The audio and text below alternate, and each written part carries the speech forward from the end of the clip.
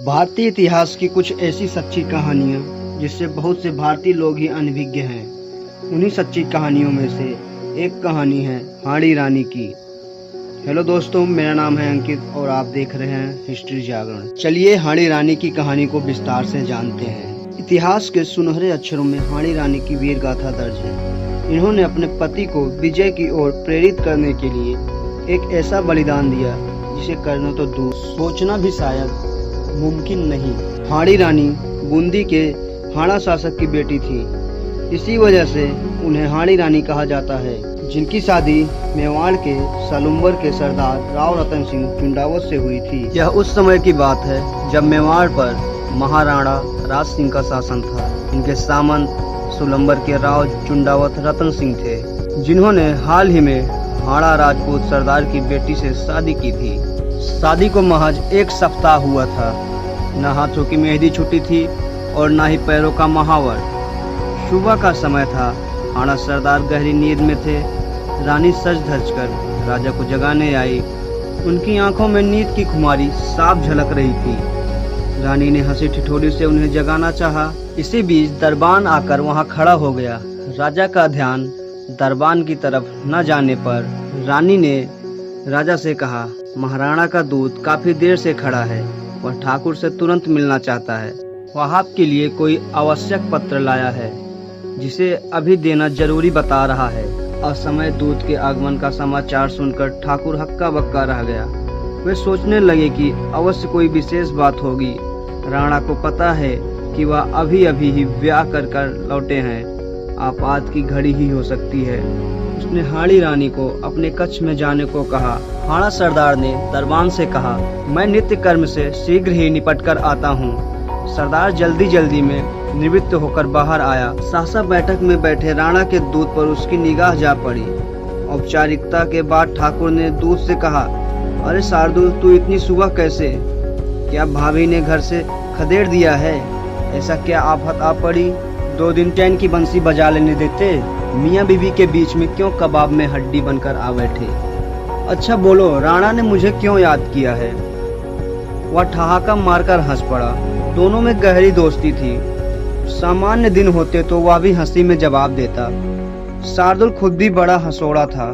वह हंसी मजाक के बिना एक क्षण भी नहीं रह सकता था, लेकिन वह बड़ा गंभीर था। शार्दुल ने कहा, दोस्त हंसी छोड़ो, सचमुच बड़ी संकट की घड़ी आ गई है। मुझे भी तुरंत वापस लौटना है। यह कहकर सहसा वह चुप हो गया। अपने इस मित्र के विवाह में बाराती बनकर गया था। उसके चेहरे पर छाई गंभीरता की रेखाओं को देखकर हाड़ा सरदार का मन आशंकित हो उठा। सचमुच कुछ अनहोनी तो नहीं हो गई है? दूत संकोच कर रहा था कि इस समय राणा की चिट्ठी वह मित्र को दे या नहीं। हाड़ा सरदार को तुरंत युद्ध के लिए प्रस्थान करने का निर्देश लेकर आया था। उसे मित्र के शब्द स्मरण हो रहे थे।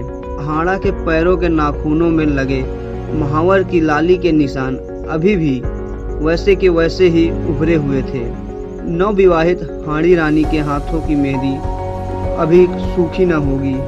पति पत्नी ने एक दूसरे को ठीक से देखा पहचाना नहीं होगा। कितना दुखदायी होगा उनका बिछोह।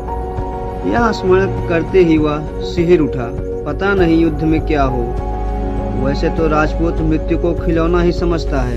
अंत में जी कड़ा कर उसने हाड़ा सरदार के हाथों में राणा राज सिंह का पत्र थमा दिया। राणा के द्वारा पत्र में क्या लिखा था? वीरवर, अविलंब अपनी सैन्य टुकड़ी को लेकर औरंगजेब की सेना को रोको। मुसलमान सेना उसकी सहायता को आगे बढ़ रही है। इस समय औरंगजेब को मैं घेरे हुए हूँ। उसकी सहायता को बढ़ रही फौज को कुछ समय के लिए उलझाकर रखना है ताकि वह शीघ्र ही आगे न बढ़ सके। तब तक मैं पूरा काम निपटा लेता हूँ। तुम इस कार्य को बड़ी कुशलता से कर सकते हो। यद्यपि यह बड़ा खतरनाक है, जान की बाजी भी लगानी पड़ सकती है। मुझे तुम पर भरोसा है। हाड़ा सरदार के लिए यह परीक्षा की घड़ी थी। एक और मुगलों की विपुल सेना और उसकी सैन्य टुकड़ी अति अल्प है। राणा राज सिंह ने मेवाड़ के छीने हुए क्षेत्रों को मुगल के चंगुल से मुक्त करा लिया था। औरंगजेब के पिता शाहजहां ने एड़ी चोटी की ताकत लगा दी थी। वह चुप होकर बैठ गया था। अब शासन की बागडोर औरंगजेब के हाथों में आई थी। राणा से चारुमती के विवाह ने उसकी द्वेष भावना को और भी भड़का दिया था। इसी बीच एक बात और हो गई थी जिसने राज सिंह और औरंगजेब को आमने सामने लाकर खड़ा कर दिया था। यह संपूर्ण हिंदू जाति का अपमान था। इस्लाम को कबूल करो या हिंदू बने रहने का दंड भरो, यही कहकर हिंदुओं पर उसने जजिया कर लगाया था। राणा राज सिंह ने इसका विरोध किया था।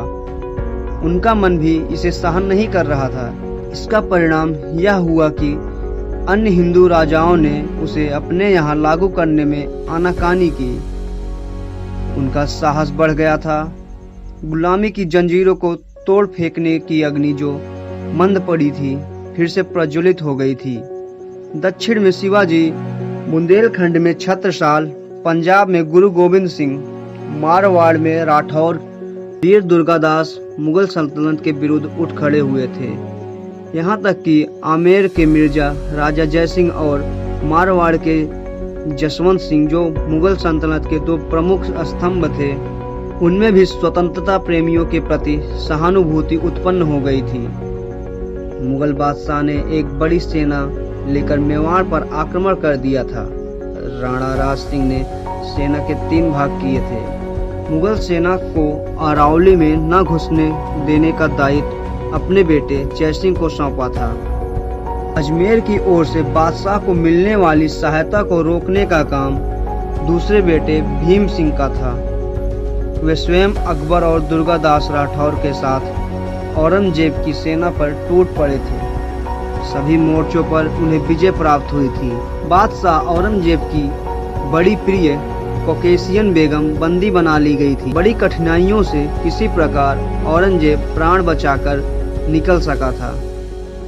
मेवाड़ के महाराणा की यह जीत ऐसी थी कि उनके जीवन काल में फिर कभी औरंगजेब उनके विरुद्ध सिर न उठा सका था। मुगल बादशाह जब चारों ओर राजपूतों से घिर गए, उनकी जान के भी लाले पड़े थे। उसका बचकर निकलना मुश्किल हो गया था। तब उसने दिल्ली से अपनी सहायता के लिए अतिरिक्त सेना बुलवाई थी। राणा को यह पहले ही ज्ञात हो चुका था। उन्होंने मुगल सेना के मार्ग में अवरोध उत्पन्न करने के लिए हाड़ा सरदार को पत्र लिखा था। वही संदेश लेकर शार्दुल सिंह मित्र के पास पहुंचा था। एक क्षण का भी विलंब न करते हुए हाड़ा सरदार ने अपने सैनिकों को कूच करने का आदेश दे दिया था। अब वह पत्नी से अंतिम विदाई लेने के लिए उसके पास गया। केसरिया बाना पहने युद्ध वेश में सजे पति को देखकर हाड़ी रानी चौंक पड़ी। वह अचंभित हो गई। हाड़ी रानी ने राजा से बड़े ही औचक शब्दों में कहा, कहाँ चले स्वामी इतनी जल्दी? अभी तो आप कह रहे थे कि 4-6 महीने के लिए युद्ध से फुर्सत मिली है, आराम से कटेगी। यह क्या? आश्चर्य मिश्रित शब्दों में हाड़ी रानी पति से बोली, प्रिय, पति के शौर्य और पराक्रम को परखने के लिए ही तो छत्राणियां इसी दिन की प्रतीक्षा करती हैं। वह शुभ घड़ी अभी आ गई है। देश के शत्रुओं से 2-2 हाथ करने का अवसर मिला है। मुझे यहाँ से अविलंब निकलना है। हंसते हंसते विदा करिए, पता नहीं फिर कभी भेंट हो या ना हो। हाड़ा सरदार ने मुस्कुराकर पत्नी से कहा। हाड़ा सरदार का मन आशंकित था। सचमुच ही यदि न लौटा तो मेरी इस अर्धांगिनी का क्या होगा? एक ओर कर्तव्य और दूसरी ओर पत्नी का मोह। उसने पत्नी को राणा राज सिंह के पत्र के संबंध में पूरी बात विस्तार से बता दी। विदाई मांगते समय पति का गला भर आया है।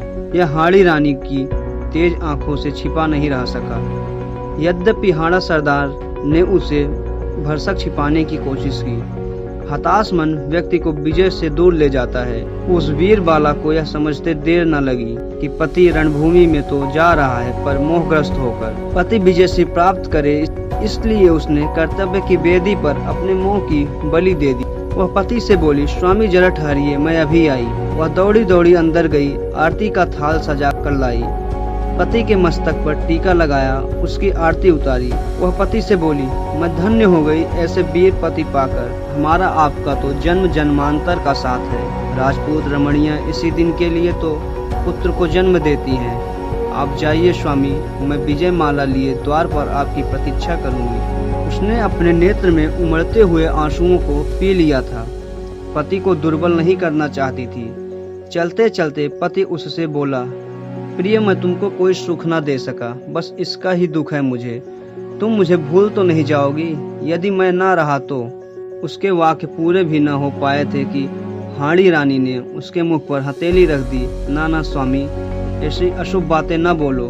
मैं वीर राजपूतानी हूँ, फिर वीर की पत्नी भी हूँ। अपना अंतिम धर्म अच्छी तरह जानती हूँ। आप निश्चित होकर प्रस्थान करें, देश के शत्रुओं के दांत खट्टे करें, यही मेरी प्रार्थना है। हाड़ा सरदार घोड़े को एड़ी लगाकर आगे की ओर प्रस्थान कर दिए। रानी उसे एकटक निहारती रही जब तक वह आंखों से ओझल न हो गए।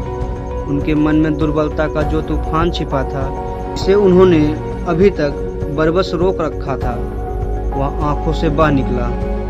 हाड़ा सरदार अपनी सेना के साथ हवा से बातें करते उड़ा जा रहा था, किंतु उसके मन में रह रहकर आ रहा था कि कहीं सचमुच मेरी पत्नी मुझे बिसार न दे।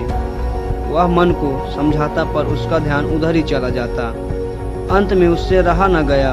उसने अर्धमार्ग से अपने विश्वसनीय सैनिकों को रानी के पास भेजा।